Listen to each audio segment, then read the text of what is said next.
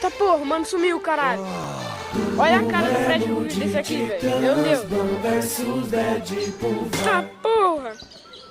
Querida, cheguei, vocês pediram, eu voltei. Queridinho do replay, da zoeira eu sou o rei. Olha só o retardado que é meu adversário. Visual mais apertado que a Psylocke lá embaixo.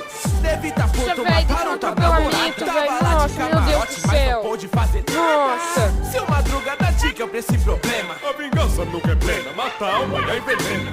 Sabe que meu inimigo é o puta bandido, cara do perigo. Que eu tava fudido rimando contigo porque tu é zica, mano, vida louca. Mas sendo de frente, eu só vejo um demente bombado e visário de look apertado. Type de viado, tu é todo errado, nem consegui deixar a língua na boca. No desenho imortal que busca grana, fita fora. Eu sei pros negros que tão vendo, mas pra mim parece cópia. Tô armado, preparado pro disparo, vê se entende. A minha pistola na boca da Elaine faz bem. Me chama de cópia, mas vejam quem acusou. Cosplay merda do Homem-Aranha, quem quer ser exterminador. Os poderes do Wolverine, seu fracasso demente. De original só tem o câncer e a mente deficiente. Porque a pele do Fred cê perde, não dou moleza. Seu rosto parece um prato preparado à polonesa. Certeza que vai perder, você é um lixo deplorável. Imita tudo e todos, Wade, você é o latino da Marvel. Eu pego pesado, eu quebro quem não aguenta. O mais foda dos pecados, a raposa avarenta. Muita merda na letra, busca treta, então vem pra fight. Só piada sem graça, isso é batalha, não stand-up. Vim direto do Japão, sou fenômeno no ocidente. Porque a trama é inteligente, então Wade se oriente. Seu filme